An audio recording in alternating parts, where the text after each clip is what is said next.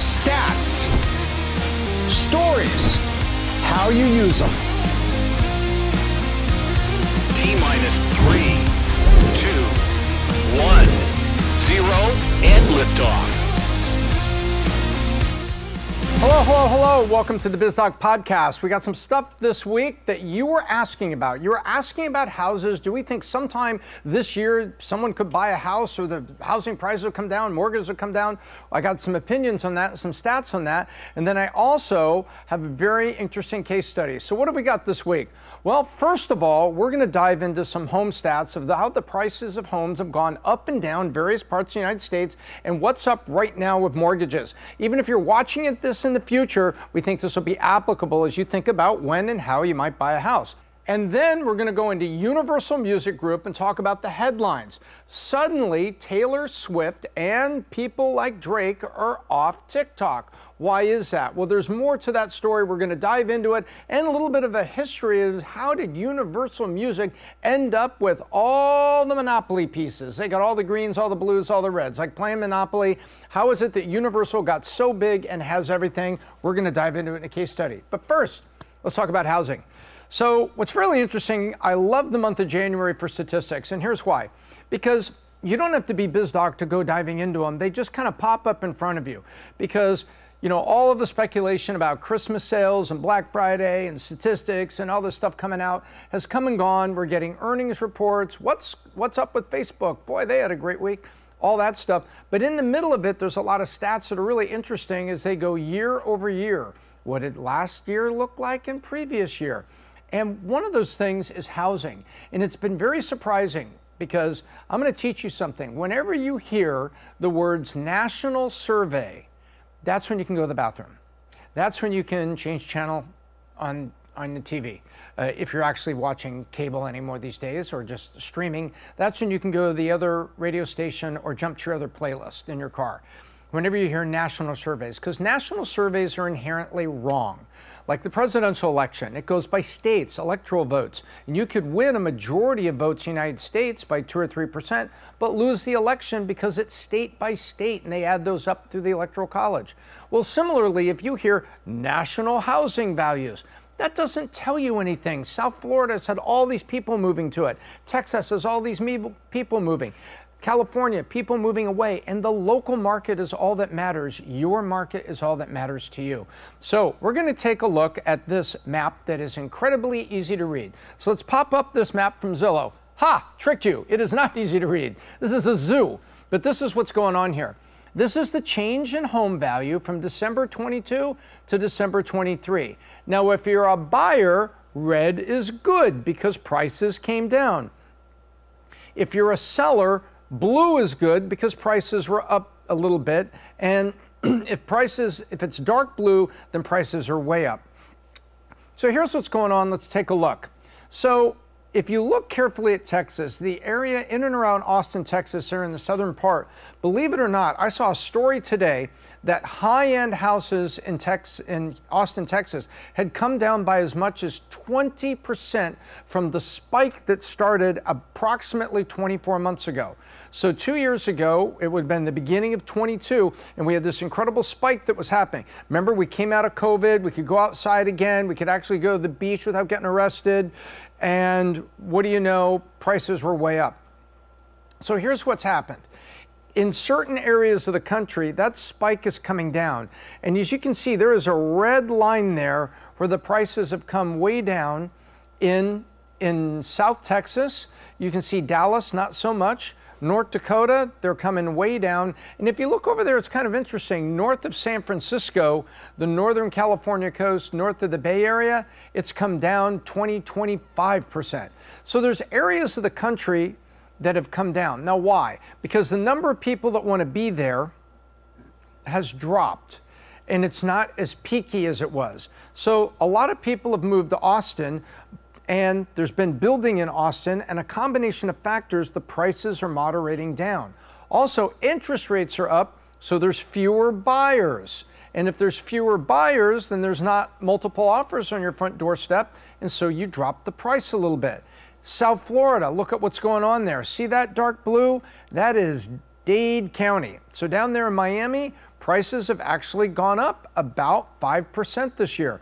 That's because this mass of people has moved to Florida, and there's more people demanding housing in Florida. So even though interest rates are up, which would have fewer buyers in the market in a normal situation, which is true, extra buyers have shown up from everywhere moving to Florida for the sunshine, the great governor. And by the way, forget about the presidential election and what happened there. That was a bit of a, not really well played by DeSantis, but it doesn't mean he wasn't a great governor and still isn't a great governor with programs and things that are affecting the people of Florida in a positive way. And that's causing Florida to be a magnet for people who want to come here for, jobs, low taxes, and a variety of other things. Housing, however, has gone up. So you can see that's what goes on. So whenever you see, there's the lesson here. Whenever you see something that says national survey, housing is up, ignore it. Ignore it. Go look and see what's happening in your town, in your city. Is it time to shift what you're renting to go to a new place and maybe the price has gone down? Always do your research every time the door is open. Always, always, always. Because what happens on a national level, it's headlines and clicks for CNN. It's headlines and clicks for CNBC and MSNBC. And under Trump, housing is up 2% nationally. What the hell does that mean? Housing is a local thing. Now, if you're talking about gasoline and you're talking about other commodity things, it does tend to affect all of us. But by and large, although California had a much tougher time with gasoline and insurance costs and things like that, so there are certain things that happen in certain states that are very unique to them, driven by everything from just the luck of the economy to governor having, odd policies. Gavin Newsom, talking to you. And so that's really where it goes. So you can see here what it's up against. You can also take a look here. Let's go take a look at what's going right now on interest rates. Because interest rates, the higher they go up, mortgages go up, number of buyers goes down. But let's take a look at this. And this is just from right before the weekend, February 2nd. I looked up a $500,000 loan amount on a 20% down payment house. Now that may seem like a big house in some areas. It's not a condo, it's just a house. So in Texas, take a look at this.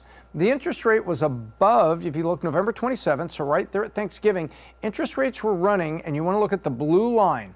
The blue line is Steady Eddie, the 30-year fixed mortgage, and you can see that it was up above 8, like 8.25. So right before Thanksgiving, if you bought a house in Texas, even if you had credit over 700, you probably had an 8, 8.25, 8 1/8. Well, now you can see that's gone down to about 7.5, and the 15-year fix, if you could do a loan for only 15, because your payment will be higher, is about 6.6.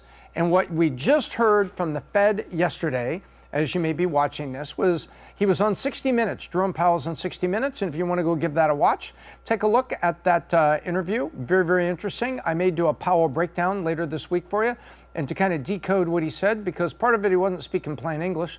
But the net of what he said is they're still trying to make sure inflation doesn't pop back up, and they'll probably be reducing interest rates 3 times, not 4 times, and not 6 times. Wall Street wants interest rates to go down 6 times so that money becomes cheaper, so that companies can buy factories, machines, and loans and things, and enhances their profitability, allows them to grow and have more access to cash.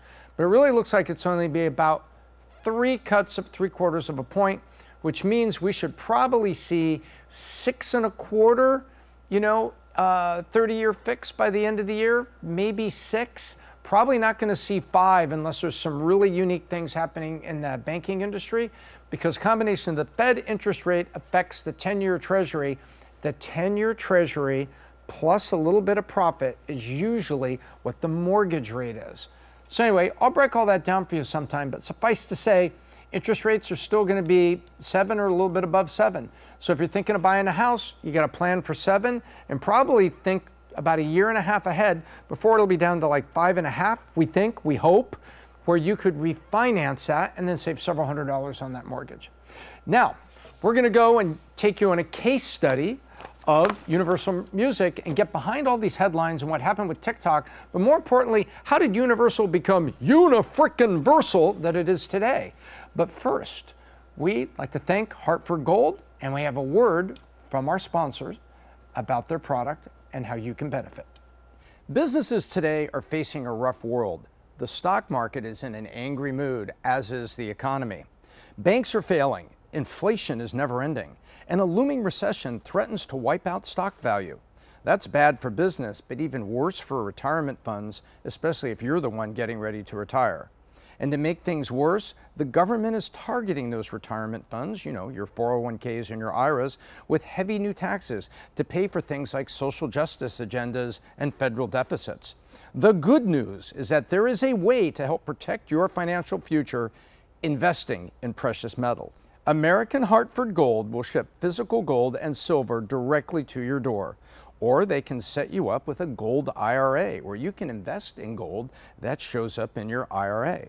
The gold IRA can shield your wealth from this economic meltdown, and the best part is this method is tax and penalty free. That's right. Analysts predict that gold is set to hit all-time highs.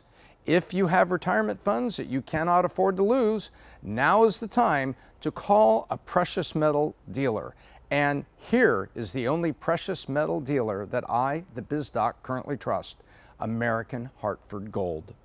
They'll show you how to protect your savings and retirement accounts by diversifying your portfolio from stocks, mutual funds, and other things with physical gold and silver. With the finest products, fantastic customer service, and a buyback commitment, American Hartford Gold has earned a 5-star rating from thousands of reviews and an A+ from the Better Business Bureau.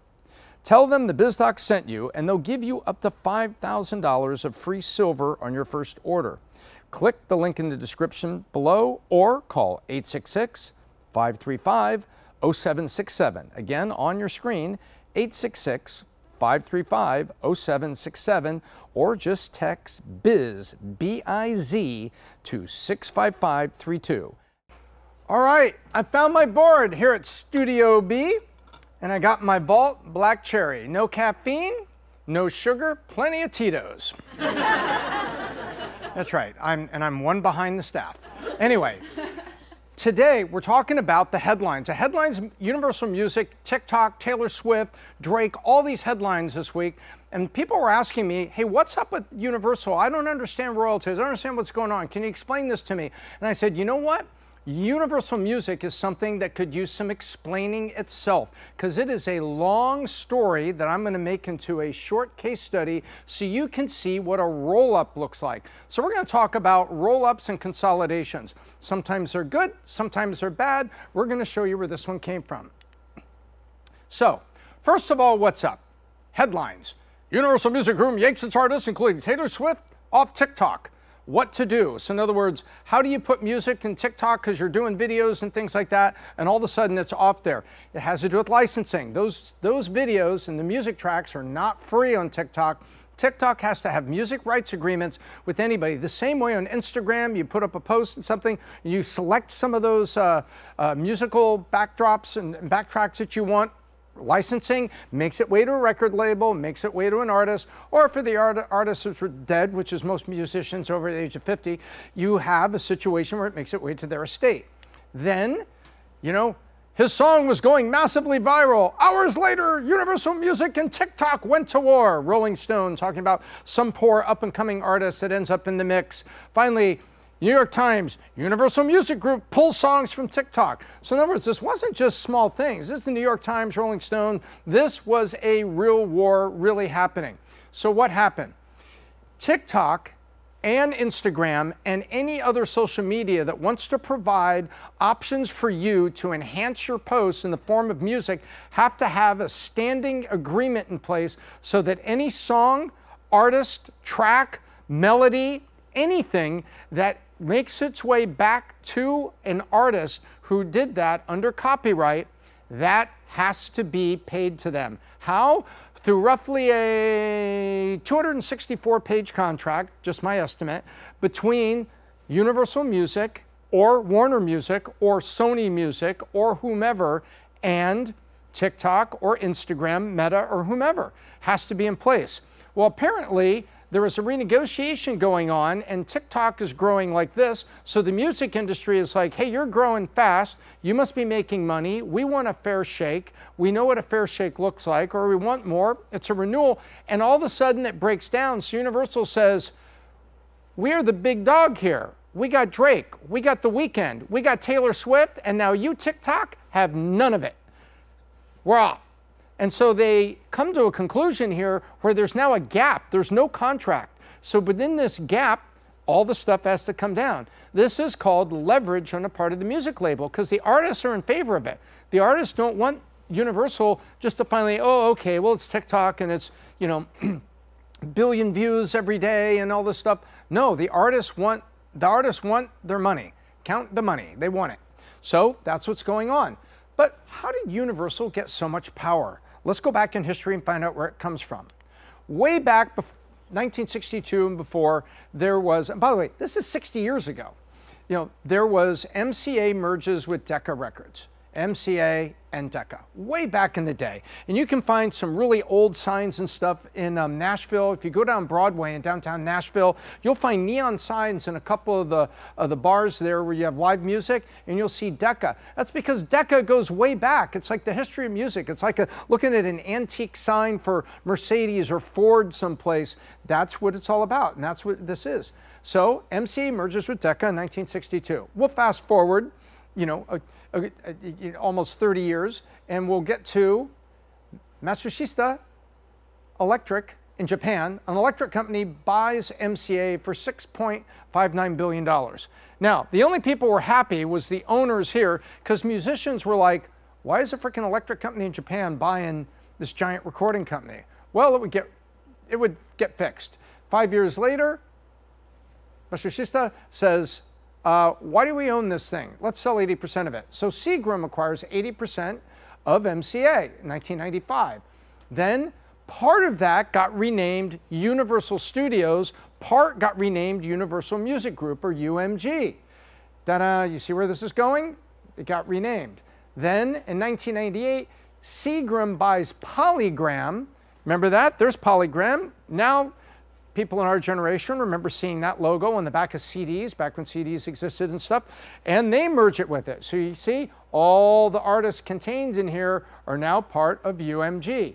So, phase one. Now we go to phase two. Consolidation heats up. Vivendi, French company, buys Seagram for $34 billion. Now, Vivendi has all that. Meanwhile, Universal Studios and the movie side is sold to NBC, and that now becomes NBC Universal. Meanwhile, Universal Music Group is owned by Vivendi. Then Vivendi goes out and buys the last 20% of UMG from Matsushita. Remember, they only bought 80% the first time. Now they went and got it. Now they own the whole thing. Then Vivendi bought BMG for $2.4 billion, BMG Music. Then they go out and make a deal in 2008 with this little tiny startup with a little green logo called Spotify. They made a deal streaming on Spotify. Remember that? And I don't remember whether Pandora was there at that time, but the whole world was upset from 2005, 6, I think, was Napster. Remember Napster? People were downloading for free in the music industries. What the hell's happening? People are taking their CDs and digitizing them and putting them on Napster. A lot of that stuff was going on. Napster ends up in front of the Congress on a hearing, a lot of things happening. But now we have streaming where you get paid for it, and the music industry was now calming down, wanting to protect CD sales and protect what was left of vinyl sales, and they went ahead and did a deal with Spotify. Then EMI was sold to UMG.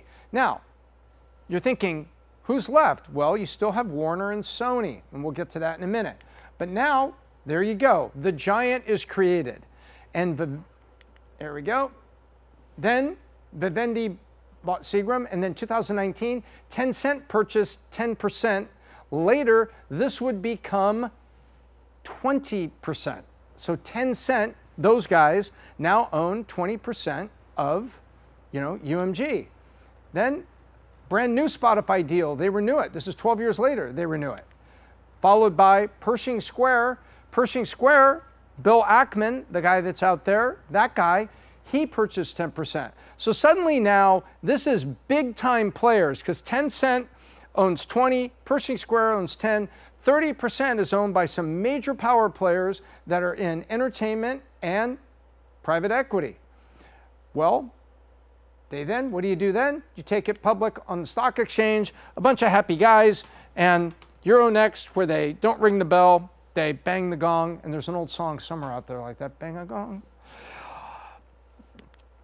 What happens next? Well, Universal Music is now $55 billion in an electric stock market debut. That should have said musical stock market debut, but whatever. However, you can see over time, it goes out right here. And this is going back September of 2021 is when this went out. So we're coming up on 3 years this fall.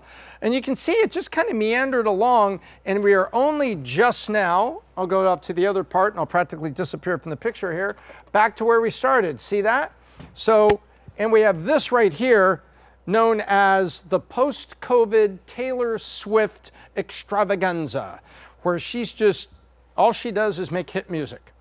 So now you can see, now they're on the stock market, but they're not taking off and going out of sight. This isn't like Elon Musk's rocket to Mars or anything. It's just kind of a meandering stock for the last 2.5 years.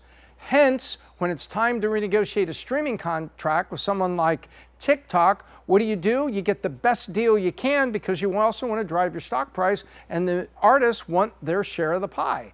Bingo. So now you can see what happened. So how big did UMG become? So now you understand, UMG wants the best deal for all those artists, and they are a heavyweight. How do you know? Digital and physical revenue market share, okay? So in other words, percent of the largest recording companies worldwide. Universal controls 32% of it. Warner Music Group, less than half that. Sony, only 66% of that side, and then all the indies is everywhere else.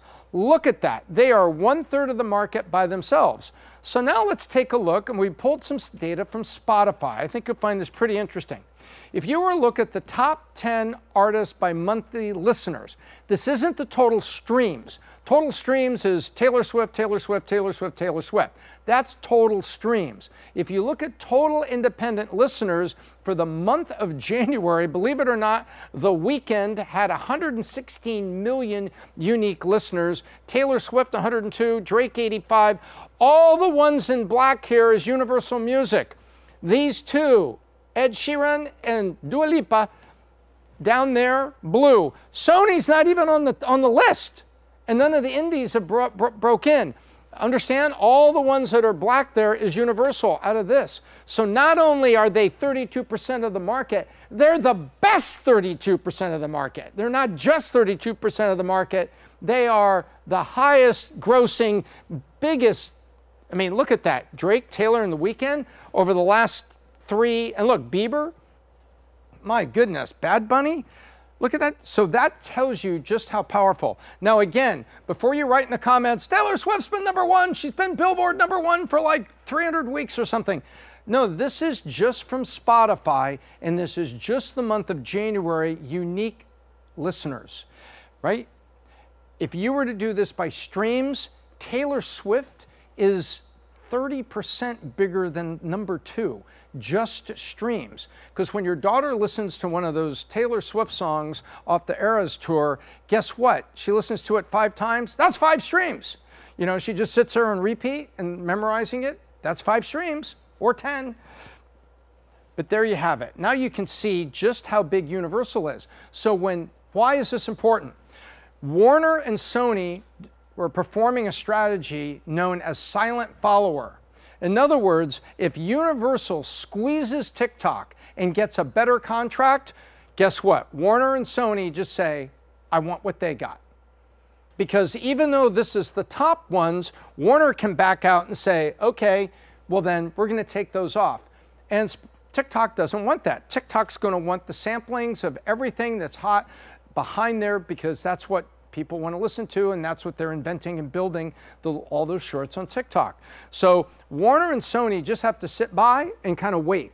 It's like, it doesn't matter whether you like soccer or basketball or baseball or football, you'll notice when a certain player gets a new all-time largest contract, the second, third, and fourth free agents just sit back and said, well, that sets the new price of the market.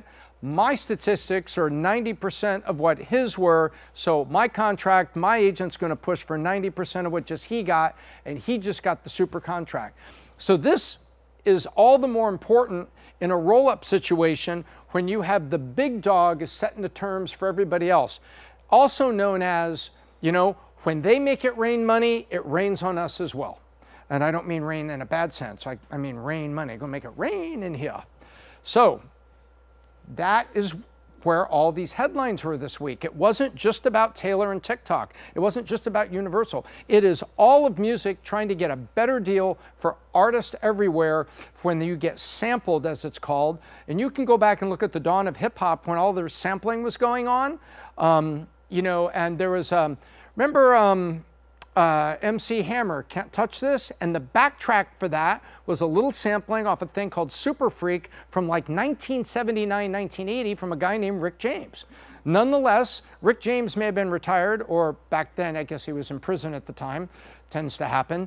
And, but his people still wanted their part of, hey, what's going on with the MC Hammer song? I don't understand this. So sampling was also part of this. So everywhere music shows up, everywhere there's a new frontier, whether it was the sampling in early hip hop and rap, or it's now social media using backtracks and to make tracks for things, everybody wants their piece of the pie. And this is the free agent contract of the century with Universal Music playing a game of chicken with TikTok.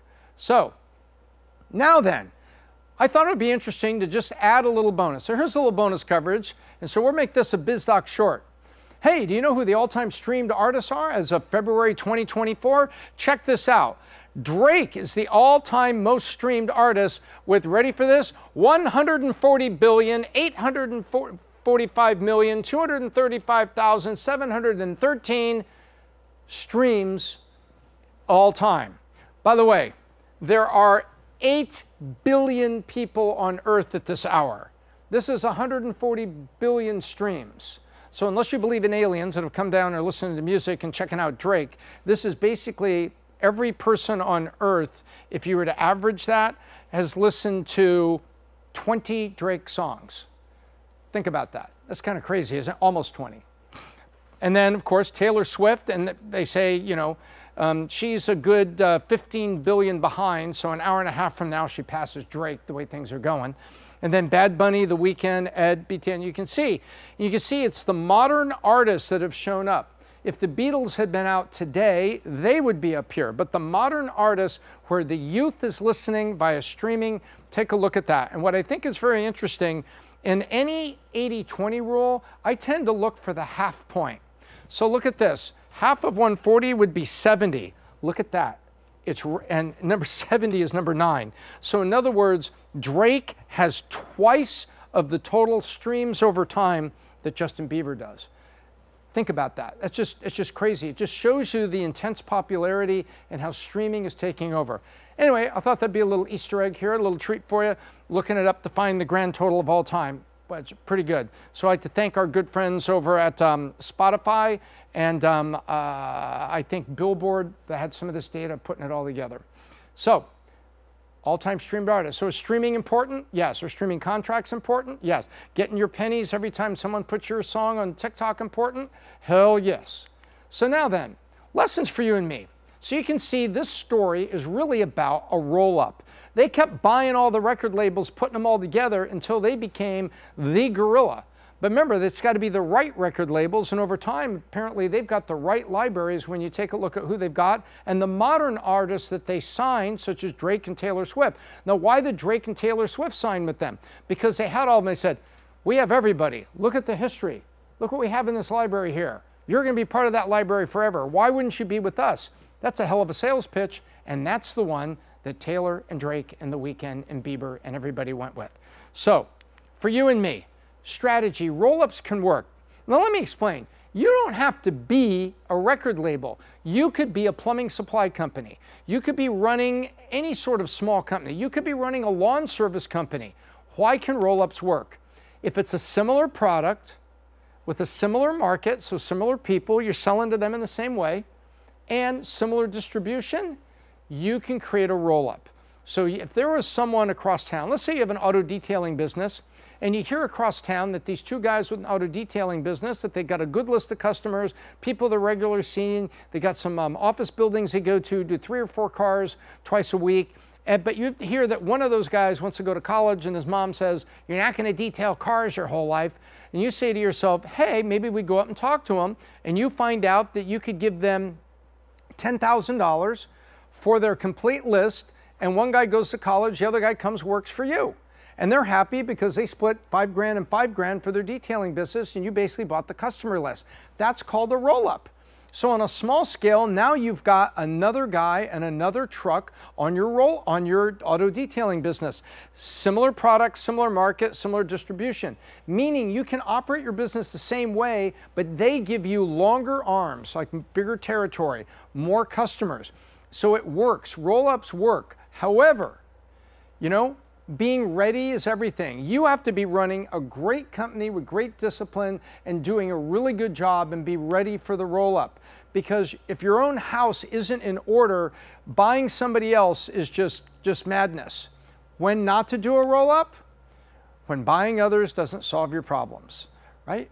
So if you are an NBA player and you married one Kardashian and you divorced her because her family was a zoo, and then 3 episodes later you're dating her sister and you're going to get married, nothing's going to be fixed. You're going to be in the same zoo. And I'm not picking on the Kardashians, but the point is, in life sometimes you can do things the same way and you just put yourself in the same problem all over again. And that's definitely what happens here. So what you saw with Universal Music could be what happens to you. And what happens if you're lucky enough to be a large player in your town? Like maybe you suddenly have, 20% of the landscape business in your town. Well, guess what? You can dictate prices. Just like Universal Music, you can go out to John Deere and say, look, I need to buy 40 tractors. I'm the largest one here in Fort Lauderdale doing landscaping. All the gated communities is mine. I got 20% of the business. And when you go to John Deere, guess what? You can get a better price. That is exactly how a roll-up can work. And that's all that Universal is using. They're using the power of having the best acts to leverage TikTok to get the best rate. Now, what's coming for you and me is somehow TikTok has to pay for that. So you may see subscriptions coming around the corner. And you see that you can pay for the check mark, I think, on Insta now. You can pay a couple bucks to Insta. So there's ways that they want to get a couple dollars for you. They can pay for all this stuff. So somewhere the price has to come out on the other end. Unless your just volume is going up to the point that advertisers are willing to pay, and Coke and Pepsi and all fashion products and everything, and the Kardashians, Kylie's Cosmetics or whatever it is now, I guess she sold it or something. But all of that comes together too to put money in the pocket of TikTok, and then a lot of that money's got to come out and go back to the music people. And the circle of life goes round and round. But nonetheless, what you saw Universal Music do, you could do, believe it or not, on a little small scale. I hope that's helpful to you, and I hope that was informative. Okay. So I'm going to take my Vault and Tito's and I'm going to head back to the studio to wrap up. All right. I hope that was useful and informative to you. I actually really like doing the Universal Music breakdown, that case study, because there's quite a history of how the hit machine became the hit machine by keep adding little hit machines to make the big hit machine. And so that's where Universal Music is, and that's what happened with The War, which is not just Taylor Swift. She may be the headline, but there's a lot of artists that didn't want stuff just going out for free on TikTok, and I hope that was useful and interesting. And if you liked it on video, you'll love it on Spotify, where you can listen to audio. So if you're driving in the car or you're someplace where you can't watch video, you can check it out on Spotify Podcast, the Biz Doc Podcast, right inside the library. And if you like this one, you'll probably like some of these from the Biz Doc archive. I love doing case studies, and I hope you enjoy them. Until next time, I'm Tom Ells with the Biz Doc, and I hope I left you better than I found you.